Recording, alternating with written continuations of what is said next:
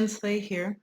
Today we're going to talk about relationship management. It's the fourth quadrant in the emotional intelligence growth, right? So we talked about self-awareness, we've talked about social awareness, self-management, and then the last piece is relationship management, and it kind of encompasses the first three. You have to get a grasp on those first three to be effective in the last one, in relationship management.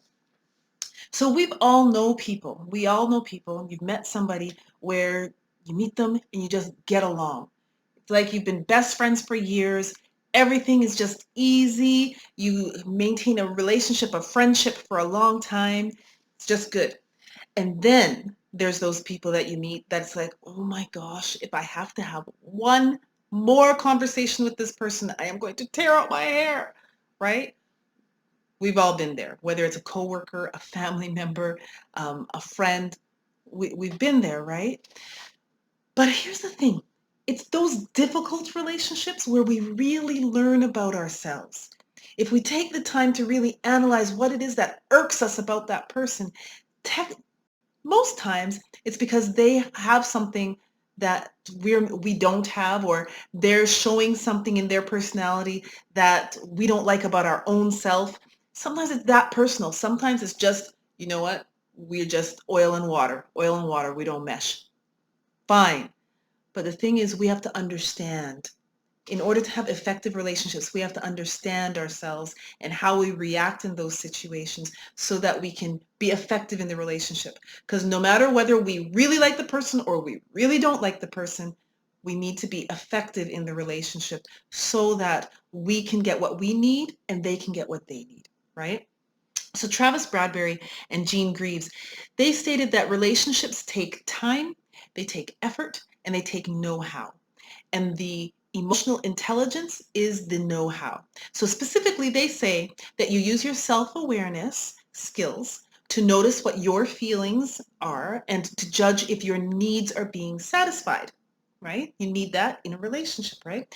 Then they said that you use your self-management skills to express your feelings and act accordingly to benefit the connection, right? And then we use our social awareness skills to better understand the other person's needs and feelings. When we're able to do that effectively, we're able to be in relationship with people. Whether or not you keep them at an arm's length or whether they're really close to you, those are skills that are necessary and important. Oops, sorry, y'all. Those are skills that are necessary and important. So we are half of any relationship out there, right? So we are half responsible for the effectiveness of that relationship. So I'm going to share five tips on how to better manage relationships. Okay. Number one, stop thinking that the other person will think and react the same way you do. I don't know how often I have heard, I don't understand why they do this, do what they do. I don't understand why they would think that way. I don't understand why they would react that way. Well, you know what? They're not you. So they're not going to act and react the way you do. It's just that simple. It's just that simple. They have a whole other backstory. Whether it's a sibling, whether it's a friend, whether it's your child, whether it is a family member, it doesn't matter. A coworker, it doesn't matter because they have a whole other set of experiences that have made them who they are today. And so they act and react in different ways. So when we're in relationship with someone, if we open up our mind to understand, okay, let me try and understand where they're coming from. Not convince them to be like me, not get frustrated because they're not like me, but more, let me try and understand where they are coming from so that we can meet in the middle. Okay, so the first one is stop thinking that everyone thinks and reacts the way you do, because they don't. Two, be real. Be real. We live in a culture where conflict is, everyone wants to avoid conflict. And I get it. I understand it's uncomfortable. It doesn't feel good. It's like, we always want to be comfortable. But when we learn to manage conflict effectively, it can build the trust in a relationship. So, like I said, personally, I don't like conflict. I used to avoid it like the plague. But what happens, then there's resentment, then there is increased stress. You're not in a fulfilled type of relationship, and it just things build, and one day blow, right? So we want to be able to approach things in a way that is beneficial for both. So when you're dealing with conflict, what I like to use is the sandwich technique. So you start with something good, which is the bread. Then you say whatever the critique is or whatever the issue is, that's the meat. And then you close with something good again, which is the bread, right? The sandwich technique. So simple example would be, for example, when I'm talking to my youngest son and I'm telling him, you need to go clean your room, right? He cleans it up, but what I notice is that there's a whole bunch of little stuff on the floor and it just still looks messy. Like he's cleaned the bed, he's cleaned the counter, all of that kind of stuff, but the floor is still a mess. So sandwich technique would be, oh my goodness, Isaiah, you did such a good job with regards to your room. I mean, the bed is done well and you did the counter, you made sure everything was gone. But sweetie, when you have things all over the floor, then it makes it look really messy. So just clean up everything on the floor so that there's nothing there and it's easy to sweep, and then your room is going to be clean because look at it's so good. You did such a good job everywhere else. Sandwich technique, right? Now that is a simplistic example of me talking to a child. When you're talking to another adult, you might have to be more thoughtful in regards to what you're going to say. However, it works so much. It really works because when people know or feel that your intention is to support and to help, and that you're not attacking them, then they won't get on the defensive as easily, right? So that's what we want to do. We want to have those conversations, those difficult conversations. Use the sandwich technique. Okay, so be real. 3, tackle an issue. Don't avoid the issue. So you can use the sandwich technique here as well.